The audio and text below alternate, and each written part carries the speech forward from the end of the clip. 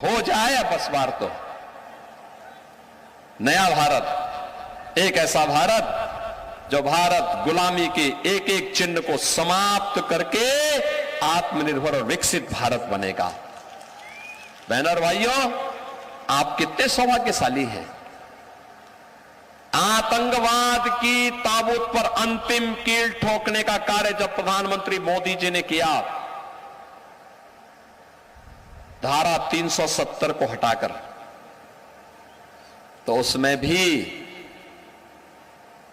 आपका ही सांसद मंत्री के रूप में हस्ताक्षर करता है, कानून मंत्री के रूप में। और कोर्ट में भी इस लड़ाई को लड़ने के लिए आगे रहता है। यह भी आपके लिए इस गौरव की बात होनी चाहिए। और यही नहीं, नारी गरिमा, आधी आबादी को सम्मान मिले। मोदी जी ने तो नारी शक्ति वंदन अधिनियम, देश की नई संसद में पहला अधिनियम कोई पारित हुआ तो यह अधिनियम पारित हुआ। लेकिन इससे पहले 3 तलाक की कुप्रथा को सदैव के लिए समाप्त किया। और इस मामले को भी आगे बढ़ाने का कार्य किसी ने किया है, आपके सांसद रविशंकर प्रसाद जी ने किया है। तो एक साथ कई श्रेय, अरे विकास की तो सौगात मिली है। इतिहास जब लिखा जाएगा इस नए भारत का, तो पाटलिपुत्र गौरव के साथ कहेगा, हमारा वोट भी तो 3 तलाक की कुप्रथा को समाप्त करने के लिए गया था। पाटलिपुत्र भी तो कहेगा कि हमारा सांसद उसको लीड कर रहा था जब कश्मीर में धारा 370 समाप्त हो रही थी। अयोध्या में रामलला जब विराजमान हो रहे थे, उस मुकदमे कोई पैरवी करने को लेकर के हमारा सांसद अग्रिम पंक्ति में खड़ा होकर के रामलला के वकील के रूप में सुप्रीम कोर्ट में खड़ा हुआ था। बहनों और भाइयों, ये गौरव सबको नहीं प्राप्त होता है। ईश्वर किसी किसी को ये गौरव देता है। और इसीलिए मैं आज आपके पास आया हूं। ये नया भारत मोदी जी के नेतृत्व में, और मोदी जी ने तो घोषणा की है, हम तीसरी बार आपसे समर्थन इसलिए मांगना चाहते हैं क्योंकि अगले 3 वर्ष में भारत को दुनिया की तीसरी अर्थव्यवस्था बनाने के लिए आपसे मोदी जी समर्थन मांग रहे हैं।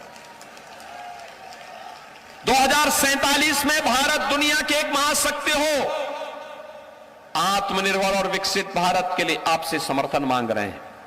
मैं पूछना चाहता हूं, कांग्रेस और आरजेडी का जो गठबंधन, चुनावी गठबंधन किया है, इनके लिए सत्ता किसके लिए चाहिए? क्या ये देश के लिए, आत्मनिर्भर भारत के लिए लड़ेंगे क्या?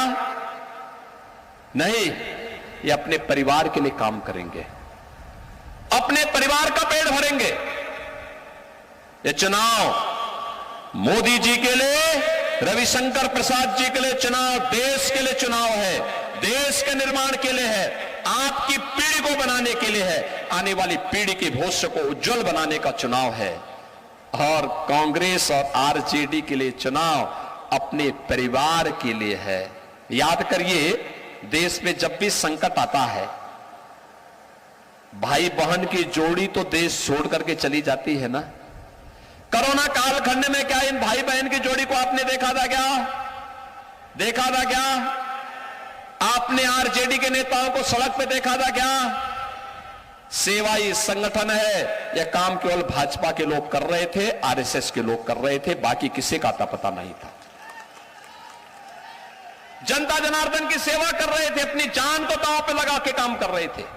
और उत्तर प्रदेश में जब दिल्ली में आम आदमी पार्टी ने, इसी इंडिया गठबंधन का वह पार्ट है, जब वहां के पानी के कनेक्शन और उनके राशन कार्ड बंद किए, उनको वहां से जबरन निकालने का काम किया, तो मैंने तो 14,000 बसेस लगाई। लोगों ने कहा, अरे बिहार के, अरे हमने कहा बिहार क्या बात करते हो भाई, हमारे देश का नागरिक है और मां सीता के, मां जानकी के मायके लोग हैं, मेरे मेहमान हैं, मैं तो उनकी सेवा करूंगा, सेवा करूंगा। उत्तर प्रदेश में जब तक जितने दिन रहना चाहेंगे उनकी सेवा होगी, उनके लिए खाने पानी की व्यवस्था करूंगा, उनके उपचार की व्यवस्था करूंगा, उनके लिए हर प्रकार की सुविधा दूंगा। कोई भी उसमें उनके साथ भेदभाव नहीं कर सकता है। बहनों और भाइयों, ये जो आरजेडी और कांग्रेस का गठबंधन है। कांग्रेस ने पहले देश को बांटा, फिर भाषा और क्षेत्र के आधार पर देश को आपस में बांटने का काम किया, और अब जाति के नाम पर ये लुढ़ाना चाहते हैं। क्या करेंगे? जाति के नाम पर पहले अलग अलग जातियों को, उनके लिए अलग अलग उनको बनाएंगे, फिर इनको लड़ाएंगे, और फिर कहेंगे कि भाई आप लोगों में तो आपस में बहुत ज्यादा झगड़ा है, पहले अपने झगड़े को आप फरिया लीजिए, तब तक आपका आरक्षण हम लोग मुसलमानों को दे देते हैं। इनका घोषणा पत्र तो यही कहता है। आज आप इनके घोषणा पत्र को देखो तो इनका घोषणा पत्र क्या कहता है? इतनी खतरनाक बात कहता है कि अगर कांग्रेस और आरजेडी की सरकार बनेगी तो मुसलमानों को आरक्षण दे देंगे। बहनों और भाइयों, बाबा साहब भीमराव अंबेडकर ने क्या कहा था? धर्म के आधार पर आरक्षण नहीं हो सकता। भारत की संविधान सभा में इसका विरोध हुआ था। आरक्षण का आधार अनुसूचित जाति, अनुसूचित जनजाति और पिछड़ी जाति को ही आरक्षण का लाभ मिलना चाहिए। अभी कोलकाता हाई कोर्ट ने कांग्रेस के इस इंडी गठबंधन के एक महत्वपूर्ण घटक टीएमसी के 2010 के फैसले को पलटा है, जहां पर उसने पिछड़ों का आरक्षण का लाभ 118 मुस्लिम जातियों को दिया। वहां पर कोर्ट ने खारिज करके कहा नहीं, मुसलमान को आरक्षण नहीं दिया जा सकता है, क्योंकि यह तो असंवैधानिक है। लेकिन ये असंवैधानिक कार्य करने पर उतारू है। यह आपके आरक्षण पर और बाबा साहब भीमराव अंबेडकर का अपमान करना चाहते हैं। आज जब जान रहे हैं कि हार उनकी पक्की है, तो गुमराह करेंगे, झूठ बोलेंगे, तमाम प्रकार का गुमराह करने का काम करेंगे।